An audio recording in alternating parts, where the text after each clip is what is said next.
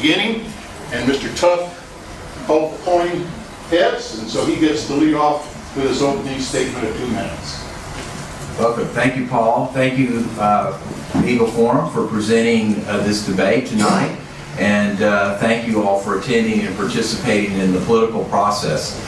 Legislative District 15 is a great district. It includes the Woodlands area, and it goes east to Montgomery County all the way to 59 south of St. Jacinto River and north of Spring Creek. As Paul said, my name is Bruce Tuff. I am running for your representative on House District 15. I'm an attorney, I'm a businessman, I have a law practice, I'm pro-business, I'm pro-life, and I can show you that because I have 4 daughters, Madison, Tara, Sydney, and Abby. My wife Diana is here, and she is the mother of all my children. Thank you, Diana, for being here, and thank you for your support in this election. I'm a family man, I'm a Christian, I'm a social and fiscal conservative, and I project and live the values of this district. And I have not only served this district, I've served it as community service, I've served it in my personal life, I've served it in my social life, my business life, and my community service. I was elected to the Board of Directors of Woodlands Township, and I currently serve as chairman. That is the mayor equivalent. I'm a founder of the Tuff Law Firm, and I was awarded the 2010 Small Business of the Year Award by the Lone Star College System. I was elected a director of the Woodlands Community Association and served as the president for 5 years. I also served as chairman of the Woodlands Community Service Corporation and president of the Woodlands Fire Department. I was also a trustee in the Conroe Independent School District for over 5 years and chairman of the annual Economic Outlook Conference. This all goes to my values and what I have done. I have walked the walk and have led with my experience, and my track record is who I am. You can look it up, and that is who I am, and that's who you'll be electing to serve you in Austin. It's one thing to talk about it, but it's another thing to have done it. And do it even when it's not your job, like doing public safety in the Woodlands Township when it's the county's job to provide public safety to the residents of the Woodlands Township. So that's the same thing in Austin. It's one thing to talk it, but it's another thing to do it even when it's not your job. Thank you for your support tonight. My name is Mark Keough. My name is Mark Keough. I am a businessman. I'm a pastor here in the local community. While being a pastor, also during the last 26 years, I've run car dealerships here in Houston, primarily Ford and Lexus. I spent the last 14 years at Northside Lexus. I'm also a husband and a father. I've had kids that have come up through the Woodlands High School. I've been living in this community since 1996. Although I have not expressed my efforts in the civic efforts that Mr. Tuff has done, I have certainly through our churches, as I've taught in 3 churches, and have committed my life to spiritual things, not because I'm a spiritual giant, but because I know how weak I can be without the Lord. And that's just who I am. So I have gone ahead and I have decided, based upon some efforts that I saw being taking place, having to do with the budget, having to do with how things are run, having to do with basically what's going on over in Austin, I thought, you know, this is an opportunity that I cannot pass. I have run 6 businesses under the same roof. The last 14 years, I've run 3 and 4 businesses under the same roof. And I understand that it is not just about taking in resources and deciding where to spend it, but it's also about cutting costs. One of the things that has been the greatest thing for me was having the opportunity during the recession to cut costs in our dealerships so that we had almost record profits and did not lay off one individual, because that was our commitment, and we decided that our mantra was going to be, we can't save $1 million, but we can save $1 1,000,000 times. And we started listening to our people, asking them to share with us what we need to do to cut expenses, and I believe that can be applied across the board in our houses, in the community, all the way to Austin, who just passed a budget that was $20 billion over the previous budget. Okay, thank you.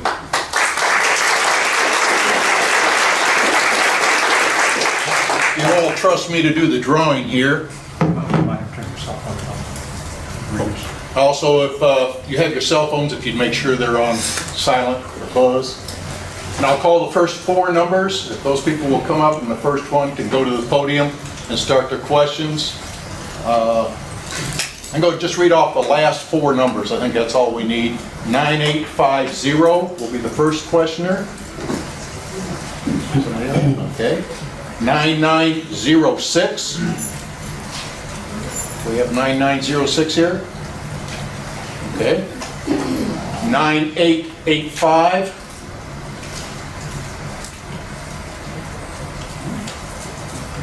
9853.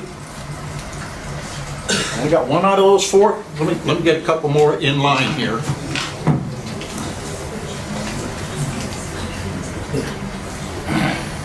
$9914.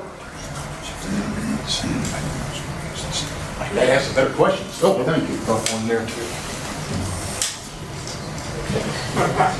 Just a side note, make sure you hang on to your tickets for the second debate too, because we use the same tickets. Don't lose them. 9899.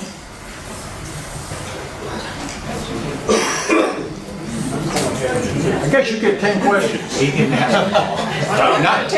9845. Then we'll start with a question and I'll draw again. You would just say, who wants to ask a question?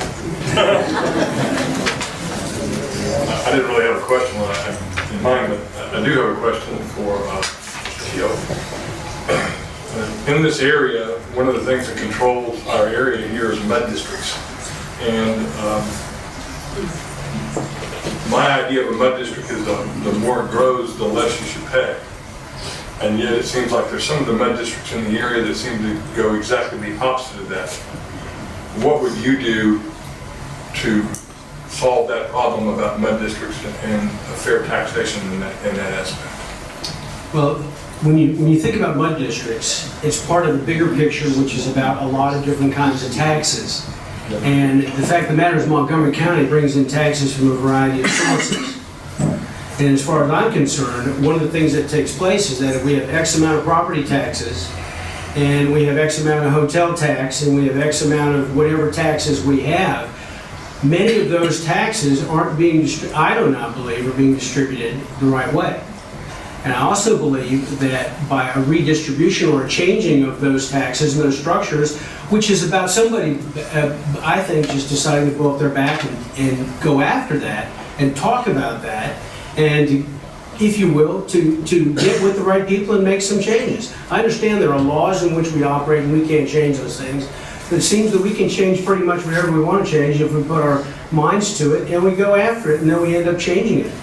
But I think that it's part of a bigger picture and than just mud taxes. I think it's property taxes. We're hearing about hotel taxes recently and how they're applying to different things, and sales tax.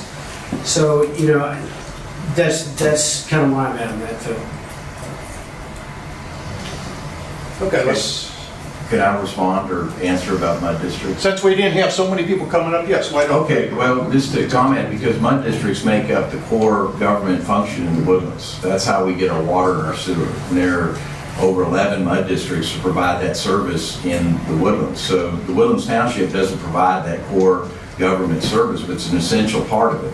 And mud districts tax you on an ad valorem basis, and they also tax you for, or you get charged for water usage fees. Mud districts are very essential. If the township, for instance, incorporated, then we would close down all of those and take over the debt.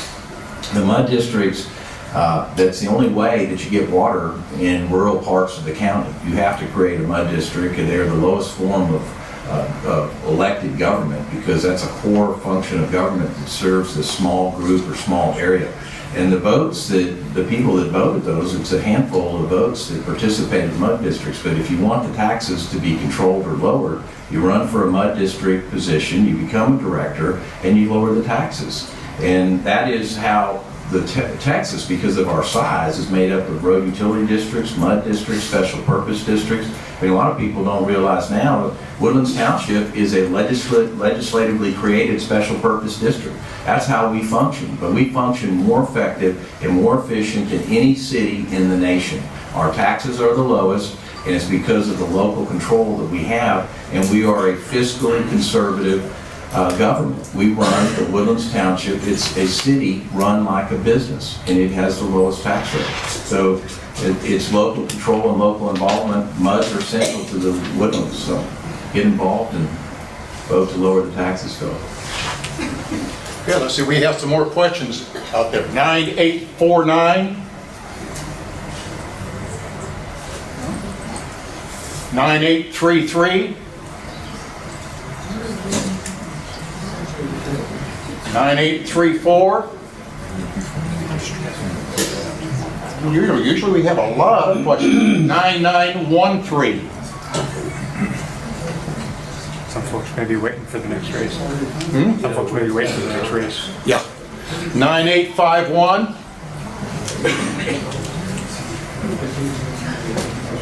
9852. You can still, okay, you want to wait till the next time? Okay, hold on to your ticket. Your number's calling, you don't care to ask a question, that's fine, but we'll have another round here in a few minutes. 9915. 9911. 9910. Okay, good. 9909. G3. I'm gonna leave that up to you. 9877. Okay, you go ahead with your question. You have 1 minute for your question. Okay, since we're talking about water, this new water pipeline coming in, and this was planned out by the Texas Water Planning Board, I believe. San Jacinto River Authority. They're doing that, but it's a statewide plan. I sat on their meeting up at the San Jacinto River Authority building, and they're planning on our water needs for the next 50 years. Our district made up of 7 or 8 counties, I believe, and the only representative we have that's speaking for us is a city engineer for the water district in our water parks in Houston. You know, I think we should have somebody that speaks up for us in the woodlands. Is the question addressed to either I both? just want to know their opinion on it, and what they would do to try to, I don't know if they have the power in the House to put people these boards, I don't know if they're appointed or what. But They're appointed. For the San Jacinto River Authority, they're appointed. The Water Planning Board, which just went through with Constitutional Amendment 6, they're going to have a water advisory boards made up of 6 representatives and 6 senators. And that board will be making large policy decisions concerning funding of future water and these type of water projects. What has happened, and I can tell you locally right here in Montgomery County, is that we're converting from our aquifers because we're taking too much water out of the ground and we're not recharging. And we're converting to surface water. So the 2 largest users, which is Conroe and the Woodlands, is receiving the pipeline transmission for the water. And there's also water that's been purchased from Lake Livingston that's going to be piped over to Lake Conroe to provide the sufficient resources. Also, they purchased a greater portion of Lake Conroe for surface water to the Woodlands and to Conroe. The rest of the communities will be getting their water from the aquifer. But you make a good point. You want fair representation. There's now $2 billion at play. That money is going to be made available to loan for projects like this at no interest rate, and there needs to be a greater oversight. Right now it's through elected representation, and it's certainly something that I'll explore and look at in Austin. And it is a legislatively created entity that the governor does make the appointment, so it would be under the legislative control. Yes. Mr. Keough, do you have anything you'd like to add? Yeah, just this, we do have $2 billion that has to do with the water. And I vote, many people I know voted for Proposition 6, and they were very much interested in this issue because we have a major water problem. But the fact of the matter is that we went ahead and we passed that. We took it from the Economic Stabilization Fund, and we just voted that thing in when we already had resources in Austin, over $8 billion in overage on top of the backfill of the Medicaid and education added to the next biennium, Medicaid and education. And so we took that and we used that, and we had resources to be able to work on the water situation sitting there that we spent somewhere else. And this is one of the biggest frustrations as you bring this up that we have, is that if we We have such an inflow of money here in this community. We have such an inflow of money. It's coming in. It's just unbelievable, and it's awesome. We all love all the great things here that we have. But the fact of the matter is if the way we operate here and just create and spend and create and spend and then get over there, this is what they will do, and this is what they voted for. And the conservatives over there did not vote for that. They voted against it. See, so the fact of the matter is that we have a water situation. There's $2 billion. We shouldn't have spent that. We should have taken that from resources that were there, but it had already been spent. And that really is one of the issues, probably primarily one of the issues I have in going to Austin, is spending the money in the right way. And they've taken it from the wrong place. That's just my opinion.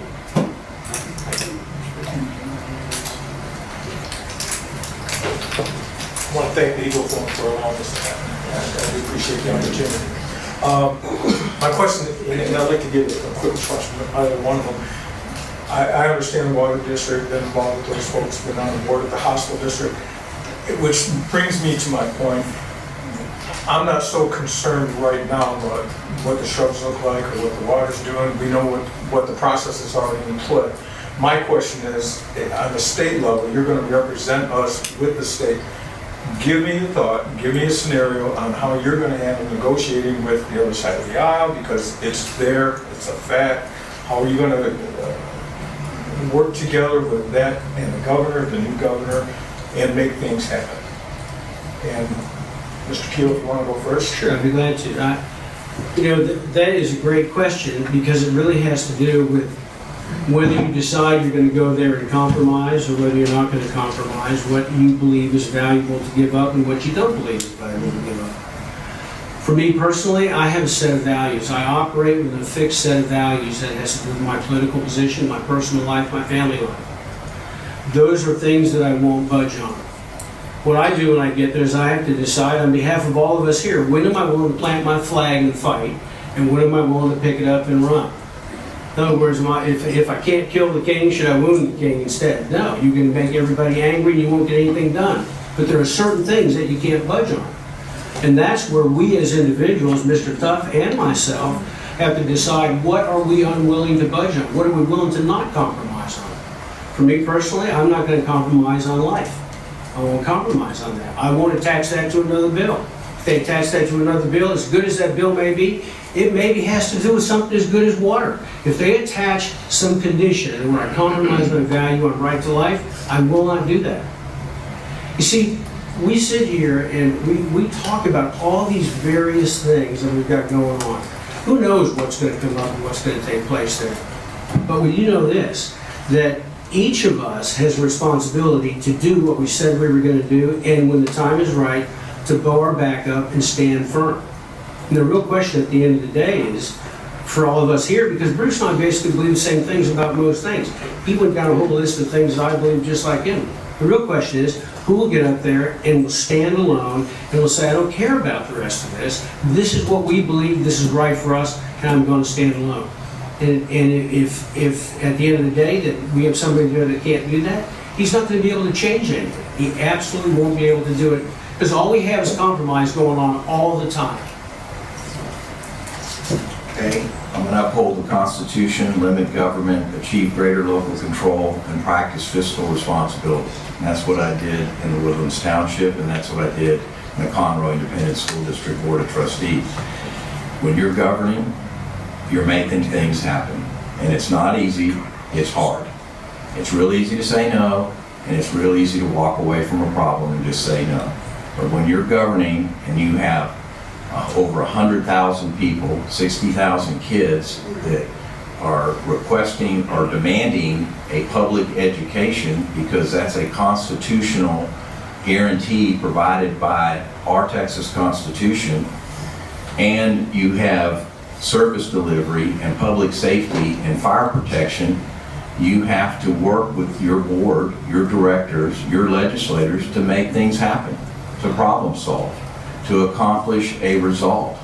On the township board, one of the big issues was how low we were going to reduce our tax rate. We're going to lower it to the bare bones and not have any savings, not have capital surplus, or how much capital surplus to have. If you just dig in and say, no, I'm going to vote against it because I look good, because I voted for the lowest tax rate, but I'm not providing for your children or your grandchildren or the future, well, that's real easy to do. But you got to look about the future, and governing is about the future. Just like the water issue, just like transportation, just like education, those are the big issues, and you got to work with people to get that solved. You know what California and New York's saying? You know, the first time California hasn't had a U.S. Congress seat. It's the first time. So everybody's coming to Texas. So now what are they saying? Well, you have bad water and your roads are falling apart. So if you say no to it and you don't provide the infrastructure, we won't provide for our children and grandchildren. So I've done it. I made things happen. Thank you. Yo. Okay. And truthfully, I appreciate my opponent's history, and I genuinely do. And I sit here and I listen to this, and I say, that is a very politically correct answer. And that's the politically correct answer that you're going to see and continue to see in these generalities about these kinds of things. When it comes right down to it, who's the one who's going to vote their back up? 31 Republican, 31 out of the whole House last year tried to veto this budget that went forward that the Wall Street Journal said was the highest increase in the history of any state in the United States, $20 billion. And how they got there. Only 31 guys stood alone, and our Speaker of the House pushed it forward, and the others, and you know what? Everybody's getting along fine, and everything's good. But we have put ourselves in an unsustainable race. And I want to submit to you that when we do go there, okay, we know we must govern. We believe in the Constitution. Thank you. Did you draw a number? Okay. And we'll ask to draw some more.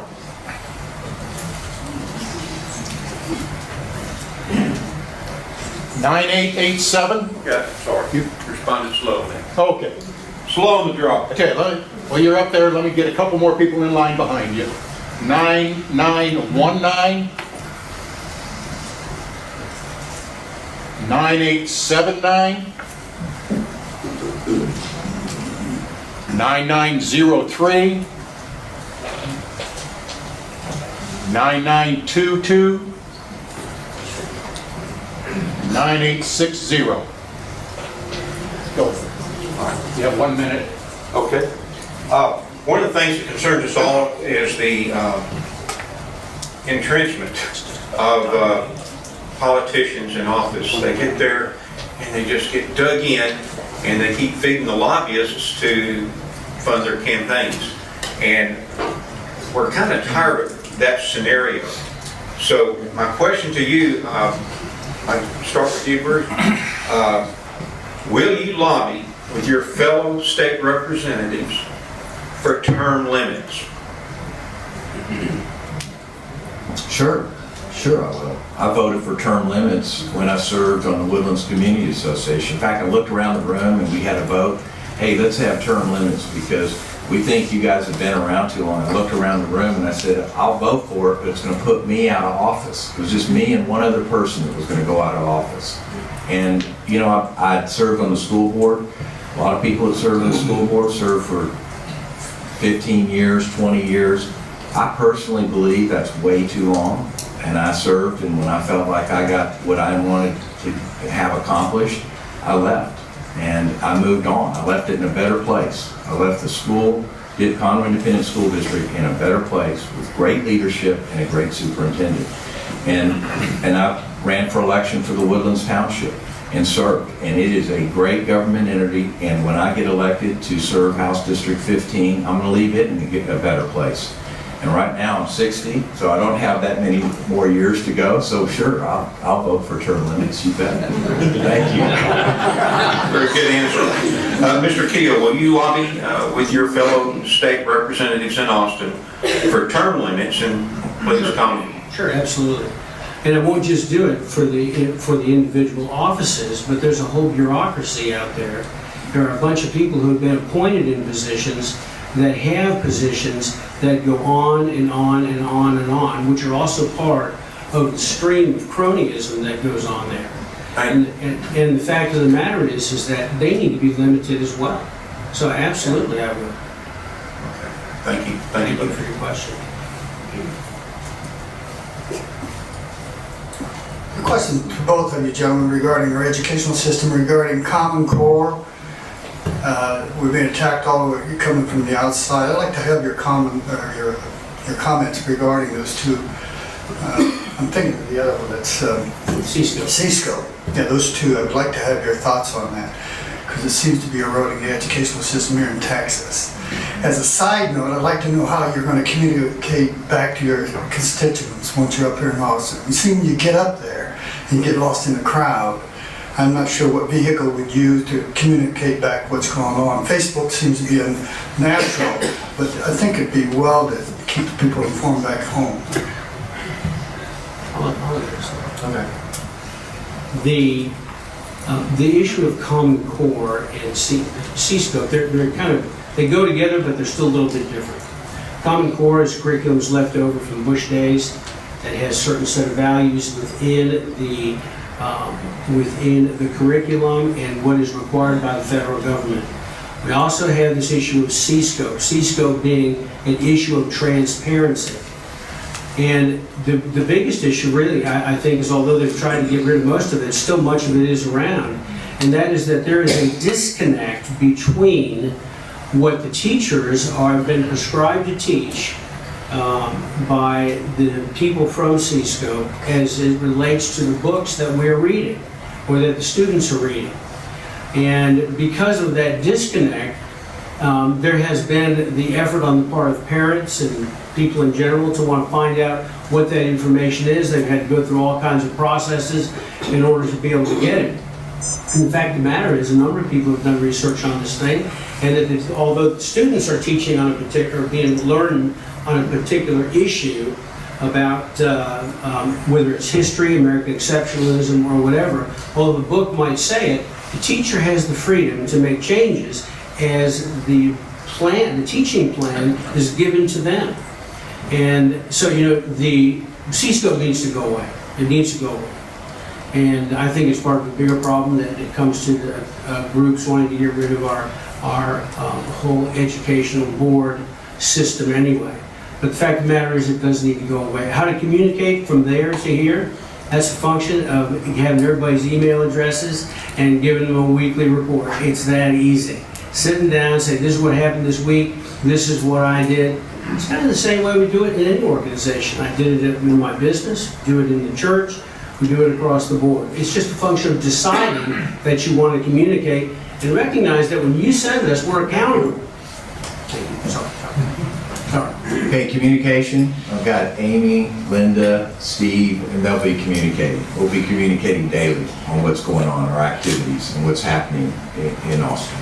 When the legislative session, we'll have a district office, and that's what I do now. I do it now, communicate with my constituents, and have done that ever since from the beginning of my service. And my door's open, and we have my phone number. As far as Cisco and Common Core, the answer is local control. Okay, this is stuff that was created at the state level. I hired a bunch of so-called experts who created a textbook. It's the C-Scope. I don't know if anyone knows about it, what C-Scope's all about. It's creating textbooks and the material, and hired a group of people to do it. And then there was a bunch of inaccuracies that came out, and the Texas Education Agency had no say or in it. It was a big controversy. It was actually found out by someone locally here who actually uncovered it and exposed it. They're gone, and they are out, and they are not producing the product anymore. But it's local control. When I was on the school board, the thing that frustrated me the most is getting commands from the federal government and the state government to teach a certain way or to do a certain thing. Well, I don't think that's right. You should have local control. It should be your local trustee to make those decisions. I take the control away from the state. It should have local control. We can say what's going on here now in our school district, and it'll be a better district. Right now, it's exemplary. It's the only top 20 school district that's exemplary. I'm very proud of that. I'm proud that I could contribute to that. We're the 15th largest school district in the state of Texas, and if you rate us financially and academically, as to who's the top district in 1,040 districts, it's Conroe Independent School District comes in either 1, 2, or 3 every year. And I'm very proud of that. So it's not throwing more money at it. It's doing it in a very sound, fiscal, and efficient way to create the best academic success and do it at a local level. If I may, the State Board of Education has had feet cut out from underneath them as in this whole issue. I don't know if y'all know this or not, but right now 800 schools in the state of Texas are using the C-Scope Common Core process. Right now, today. And we know for a fact that that is a major issue in terms of what we believe as people, or what our values are. And so the fact of the matter is to cut the feet out from underneath the State Board of Education that would have the opportunity to determine books and curriculums. We love the local deal. I mean, we love it. We love anything we can do locally. But the fact of the matter is we're going to the state to affect the state. And when you elect me to go there, I intend to go there and to put not more control over all these people, but to help eliminate things that are still there and they are still operating. I was talking to Barbara Cargill the other day, and the chairman of our Board of Education here in the state of Texas, and we talked about this issue. Bad deal. Okay, well, last opportunity, 9862. 98, okay? Got right off the bat. We're gonna put it all back in and get the draw again. Boy, I don't know where to go with that.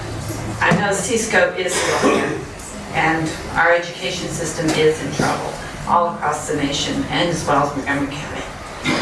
I guess the question I really want to know, I guess you could best answer it by telling me what you think of Ted Cruz. But our nation as a whole is in trouble. And I see a lot of things in Montgomery County that we are copying what they're doing in Washington on a smaller scale.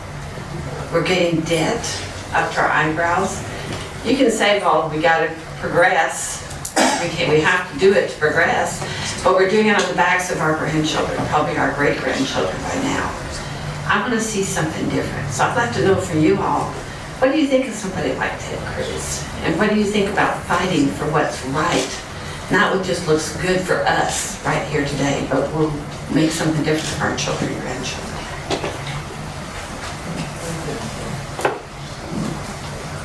Hey, I love Ted Cruz. I think he's great. Yeah, and I watched him do his filibuster. I sat with Diana and we watched him talk how much of a patriot he is and what he's doing in Washington. He's bringing attention to issues which is in Washington is dysfunctional. There's no doubt about it. It is completely dysfunctional. And we don't want Austin to become the same way. I certainly don't. That's why I'm running for House seat 15. And I'll tell you about debt. Yeah, Montgomery County may be piling on the debt, but in the Woodlands Township where I serve, we paid down $14 million of bond debt. We lowered our tax rate. We provided more exemplary services. We have the #1 fire department at ISO 1. There's only 53 stations in the whole United States that are rated at that. We have low debt in the Woodlands Township. Yes, I'll take that model to Austin. I'll be the Ted Cruz in Austin, prevent Austin from becoming like the federal government. Right here, the model we're using in the Woodlands Township, running a city like a business, paying down debt, lowering taxes. We lowered taxes 12%. Last 2 years it was below the effective tax rate. That means if you had an appraisal and you were appraised higher, the rate we went below the effective rate. The effective rate that's set by the tax assessor collector. So yeah, that's what I'll do. I'll fight in Austin for that. I'll fight to make Austin not become like Washington D.C. Keough? Ted Cruz, I think, is awesome. I had an opportunity to spend some time now with him, with his father. And he is Ted Cruz's father's primary reason why I'm doing what I'm doing is we have a commitment to the church and the political element as not being two separate things. Certainly not advocating in any way a church state. That would be ridiculous. That's not our intention. But that we need to bring values back into the culture. And I'm not in any way saying that Mr. Tuff is not doing that at all, that's for sure. But I do know that here in the Woodlands, we do many things right. I love it. I love living here. I love the waterway. I love the boats and those cool things. But the fact of the matter is, there are things that we're doing here that when we think about, what separates us from Washington. I mean, I know we love dog parks, but $400,000 for a dog park, fence, trees cut down, some mulch. I took my dogs once. There's different spots, there's big places, little places. I mean, we're talking, I take that back, it was $375,000. Everybody was happy because they cut the deal. So we're gonna take that to Austin. Or how about, I heard this week that about our boat situation and our deal out there on the water. As I think about that, and I'm saying, I keep seeing these boats there, the tremendous expense they were given to us. I hear that it's the hotel taxes that are paying for it. And we can certainly appreciate hotel taxes, but why aren't the hotel taxes helping me to lower my taxes rather than pay for boats that nobody uses? But that's not all, because I know that you were part of the beginning of that, and we heard that yesterday as well. But did you know that as late as November of 2013, endorsed by a number of people, not everybody on the board, but endorsed almost unanimously, to go ahead and extend the waterway $2.5 million and continue to spend more money on something we already know is not working? We're going to do that here and take it to Austin? Can I respond? I mean, there's already a problem. Okay. The stops was up. I just didn't know if that. Okay, you have 1 minute of response, and then closing statements. You'll go first. That'll give Keough the last one. Okay, so this is not about the township, but this is about Austin. I'm not going to build any dog parks in Austin, okay? I guarantee you that. The reason everybody is coming to the Woodlands, everybody's lined up to come in every business. Exxon Mobil's doing their administrative headquarters, 1,400 people. I guess it's because of the dog parks. I don't know. Maybe they are coming to the Woodlands because they like it. They like economic development, they like our public safety, they like our fire protection, they like our pathways, they like our quality of life. That's why every business is trying to come here to the Woodlands. That's why they're coming here to Texas, because they're not getting taxed out of existence in because they were in California and they're not here. That is why it works. We have a model that works, it's very effective, very efficient.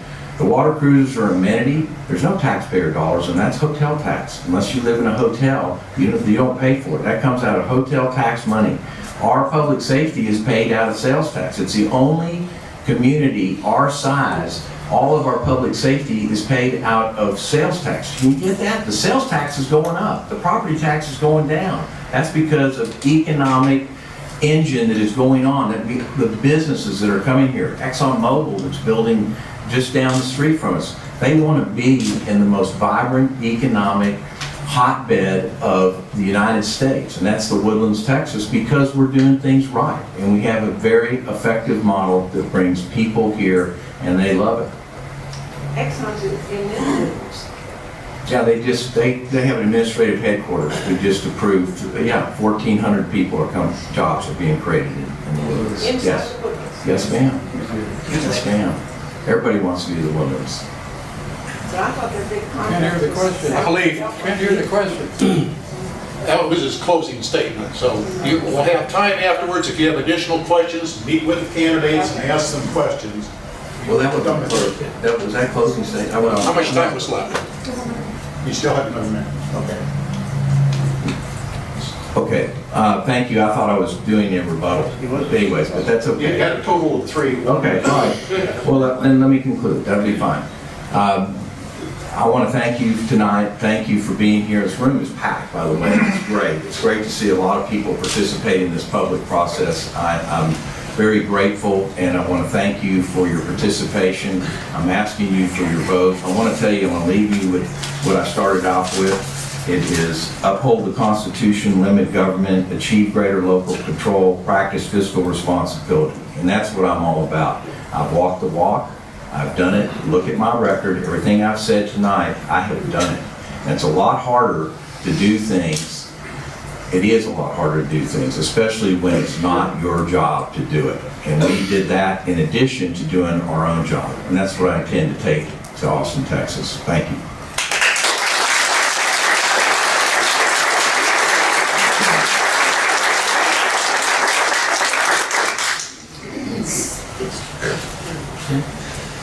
I've heard twice tonight, and you have as well, that we do things when it's not our job to do it. And the fact of the matter is that there are things that are taking place that are Montgomery County's job to do that nobody's bowing up their back to do. They need to be doing some of these things. Why are we dividing taxes into 25% for various groups, and Woodlands, who's carrying the lion's share of the taxes that go into Montgomery County? Why aren't we getting a better break when it comes to bonds and bond issues and that sort of thing? We get equal amount of some people out on the other side of Montgomery County on some road out in the middle of nowhere, and we do the same thing. So my question is this: is it really an issue of, hey, we just step up and we do what we're not supposed to do, or why don't we have some backbone and stand up and push those that are required to do what they're supposed to do? Because when we get to Austin, this is not going to be everybody be nice, everybody be friends. We're going to go there and turn that place upside down. And that's not going to be everybody getting along. Now, I know I am not a career politician.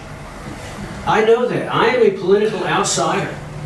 But you know what? I've run business. I've run it for 26 years. I know what it is to lose. I know what it is to win. I have had to scramble for cash. I've had to chase cash. I've had to go back and forth to the banks and plead with them to give me more money in order to make something happen. I've dealt with economies up and down.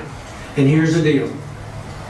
We cannot continue to sustain what's going on in Austin. We're in an oil boom time, and we all know what happens to that. That is going to change.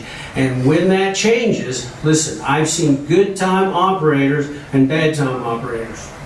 I've never seen a bad time operator go down in good times, but I've seen plenty of good time operators go down in bad times. And if we don't change our attitude over in Austin, and we keep operating the way that we're operating, like the U.S. government is operating, we're not going to have anything left. It's our way of life. Thank you, gentlemen. Thank you.